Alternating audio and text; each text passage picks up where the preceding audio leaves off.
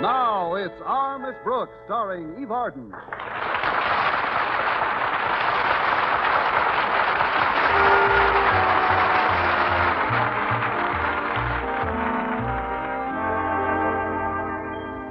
Well, most women hope to meet the right man someday and settle down for a lifetime of wedded bliss.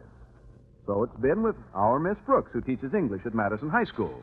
When she first met Mr. Philip Boynton, Madison's biology teacher, she felt that here at last was just what the doctor ordered. That was 6 years ago, and Mr. Boynton still hasn't read the prescription. In fact, lately I suspected that Mr. Boynton was carrying on a flirtation with someone else. At breakfast Thursday morning, I voiced my suspicions to my landlady. Connie Brooks, are you inferring that Mr. Boynton has found greener pastures?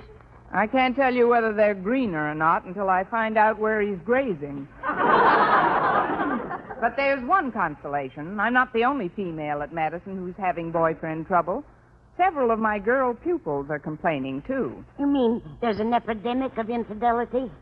An epidemic named Dolores Roberts. She transferred from another school a couple of weeks ago. Isn't that the girl Walter Denton mentioned the other day? The one he referred to as Madison High's answer to the H-bomb? That's her, all right. I don't know what school she transferred from, but I'm sure of one thing. They had a whale of a course in manhandling. My goodness. She sounds like a little pepper pot. Oh, that must be Walter Denton to pick me up. Come on in, Walter. He's such a sweet boy. Good morning, Miss Brooks. Mrs. Davis. Well, it's Harriet Conklin. This is quite a surprise, Harriet. Walter called and said he couldn't pick you up this morning, Miss Brooks, so I drove by. Oh, that was very considerate, Harriet. Would you like something to eat? Oh, no, thanks. I've had breakfast. Then if you'll excuse me, I've got to clean up in the kitchen. See you later, dear. Bye, Mrs. Davis. I'll just finish this sip of coffee and get ready, Harriet. Before we go, Miss Brooks, there's something I've got to discuss with you. Oh, what is it? It's Walter Denton. I'm worried about that boy. I don't blame you. The way he eats, he's digging his own... It's got nothing to do with that, Miss Brooks. It's this new girl, Dolores Roberts. I think he's infatuated with her. Why should he be an exception? Most of the male youth at Madison are making goo-goo eyes at her. But I wouldn't worry about Walter if I were you, Harriet. I'm sure it's just a passing fancy. I wish I could be sure of that. But there's only one way I can be, and that's if you'll do me a terrific favor, Miss Brooks. Me? Yes. If I talked to Dolores about Walter, it wouldn't do any good. She'd probably just laugh at me. But if you were to discourage her about him... Now, wait a minute, Harriet. You know I don't like to mix into the personal affairs of any of my students. But this girl isn't even a real student yet. She's just looking the place over to see if it'll suit her. Oh, you've got to do me this favor, Miss Brooks. After all, you're sophisticated, worldly wise, knowledgeable, charming, beautiful. I tell you what I'll do, Harriet. You keep talking to me, and I'll keep talking to her.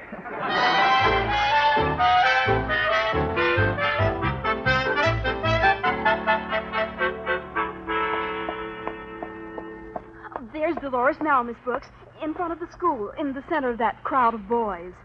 Well, I'm going in now, Miss Brooks. Remember, I'm counting on you to straighten things out for me. Oh, but Harriet, Good luck, Miss Brooks. Oh, great. Dolores is in the center, and I'm in the middle. Oh, Dolores. Dolores Roberts. She's right there, Miss Brooks. Goodbye, boys. Hello, Miss Brooks. I'm afraid I didn't even see you. I can't understand it. All you had to do was look through the baseball, hockey, and track teams, and there I was. Now, as a rule, I don't butt into my students' personal life, but since you're new at Madison and your popularity with the boys is so spectacular, I thought it only fair to warn you. Warn me? About what? About Walter Denton. Don't you see, Dolores, the quickest way to lose your popularity is by running around with the wrong crowd. And as far as you're concerned, Walter Denton is definitely the wrong crowd. Miss Brooks, I'm beginning to smell a rat. Oh, now, he's not that bad. I think Harriet Conklin put you up to this entire conversation. Why, Dolores Roberts, how can you make such a fantastically accurate charge? I mean, you mustn't think that I'm trying to... Excuse me for interrupting, Miss Brooks, but you can just tell Harriet Conklin from me that all's fair in love and war. Oh, but Dolores... Harriet should have known better than to ask for help. That's where women like you and me are so superior. Nobody hears you yelping in pain just because Mr. Boynton's been over to see my mother every night this past week. Yikes! He's been over to see your mother? Yes. Didn't you know? No, Dolores, I didn't. But as you say, all's fair in love and war.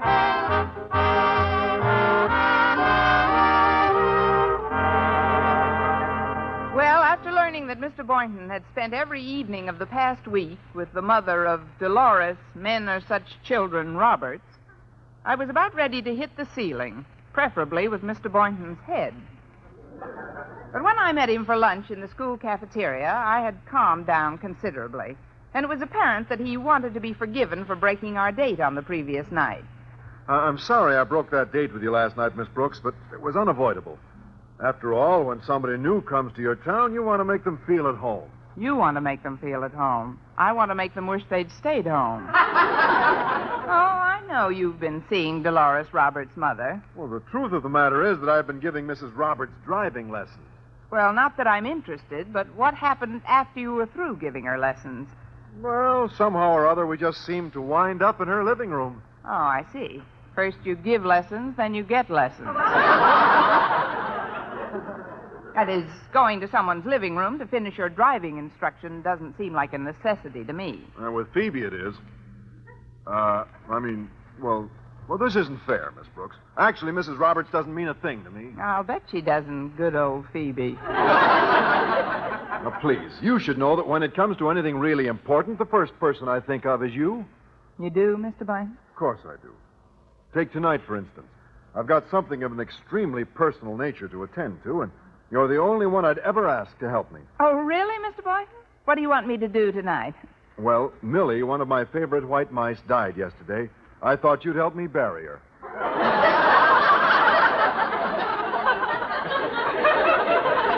You romantic fool, you.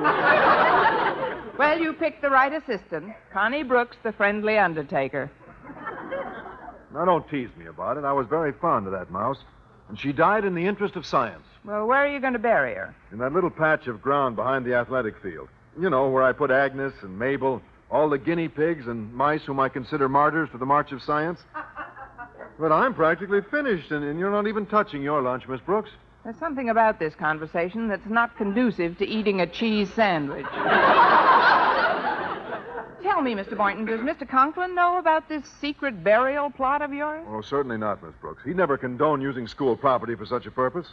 As a matter of fact, he's getting a bit suspicious. He came by my lab only this morning and wanted to know what the shovel was doing there. What did you tell him? You were waiting for a gold rush?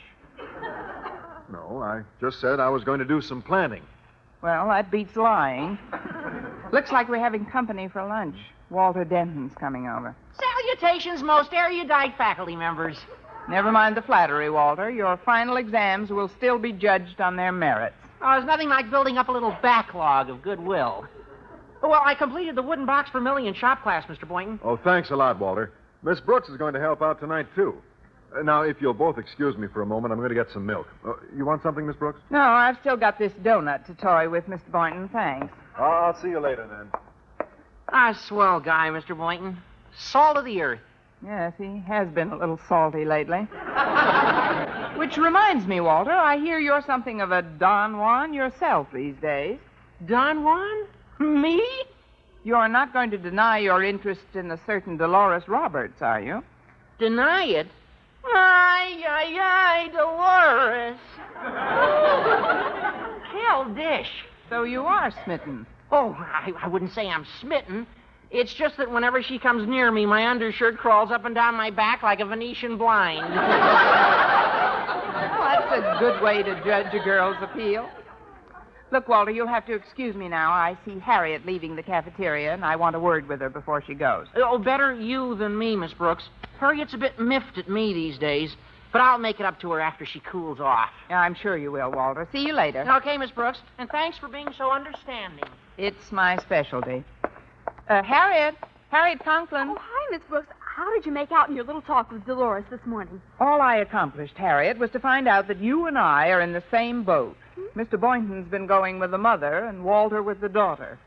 Well, listen, Miss Brooks, we've got to put our heads together and think of a way out. Can I come over to your place tonight? Tonight?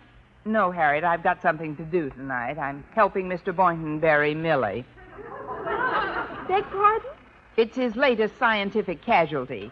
Millie's a white mouse, and I promised I'd help him bury her next to Agnes and Mabel behind the athletic field.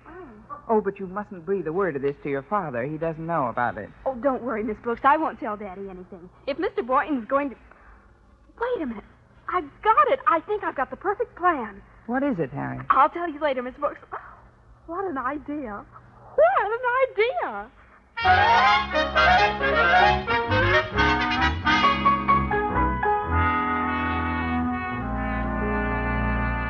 Are you sure we're alone in the house, Mrs. Roberts? Why, yes, Harriet. Why? Well, I don't like to barge in on people like this, but since you're new in town and you've been seeing Mr. Boynton, I thought I'd better put you on your guard. On my guard? Yes. I wouldn't want you to end up the way Agnes and Millie and the other women in his life did. What are you talking about? What happened to them? That's what the FBI would like to know. The FBI? In the past 5 years, almost every woman who's gone out with Mr. Boynton has disappeared. Well, this is preposterous. Someone must have some notion as to where those women can be found. Oh, we've got a notion, all right, but I'm afraid you'd have to dig up half the athletic field to prove anything. However, you could prove something to yourself tonight. Tonight? How? Well, as I say, his latest girlfriend, Millie, disappeared just a few days ago. And this morning I heard Mr. Boynton say he had a little work to do behind the athletic field tonight. So, a word to the wise, Mrs. Roberts. A word to the wise? What an idea. What an idea.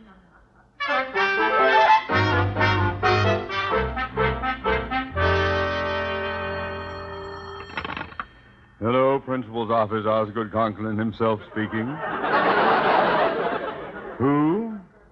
Oh, what can I do for you, Mrs. Roberts? What? What do I know about Mr. Boynton's private life? Well, outside of the fact that he's going with one of our teachers, a Miss Brooks, I'm afraid I don't know anything. What's that? Has she disappeared? No such luck. I mean, of course she hasn't disappeared. Who? Agnes?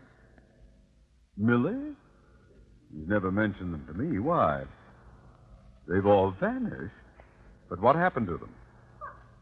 Oh, I see. He buried them all near the athletic field.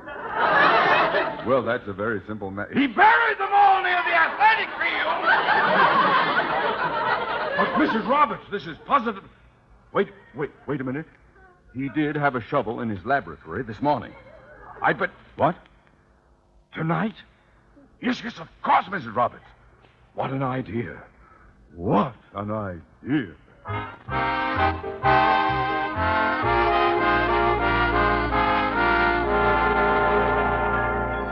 Well, because of Harriet Conklin's little story, Mrs. Roberts and Mr. Conklin suspected that they might have a Bluebeard in their midst. A Bluebeard who's been burying his victims all over the school athletic field. However, later that night, all that Miss Brooks and Mr. Boynton are doing is burying his pet mouse, Millie. There, we're almost finished. Now I'll just smooth out this dirt a bit. Well, if you'll excuse me a minute, Mr. Boynton, I'd like to look for a stone to mark Millie's final resting place. Well, good idea, Miss Brooks. I'll have this job done by the time you're back. My buddy, your buddy. Just a few more pats. Well, good evening, Boynton. Mr. Conklin, what are you doing here at this time of night? My question exactly, Boynton. What are you doing here at this time of night? Well, sir, now that you've caught me with the goods, so to speak, I might as well confess the truth. I'm burying Millie.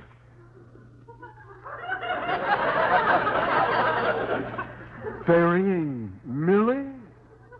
And it's true. Well, I didn't think you'd really mind, Mr. Conklin. You didn't what?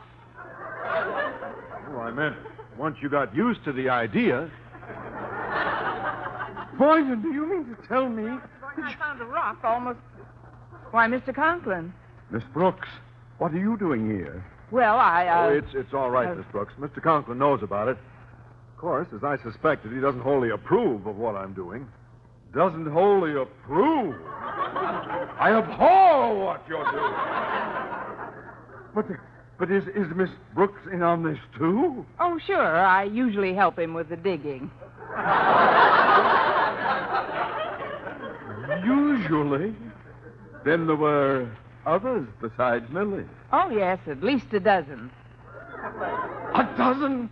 Well, I hate to quibble with you, Miss Brooks, but I'd say there are closer to 2 dozen scattered around here. 2 dozen?